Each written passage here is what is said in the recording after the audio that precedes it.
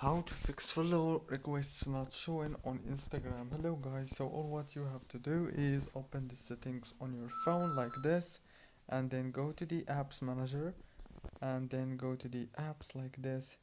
Now on this page you will find all the apps that you have on your phone. So all what you have to do here is wait a few seconds and then scroll all the way until you find Instagram, and then click on it like this. Click on this force stop option, and then you have to click on the permissions. Make sure to enable all the permissions, and then go back again.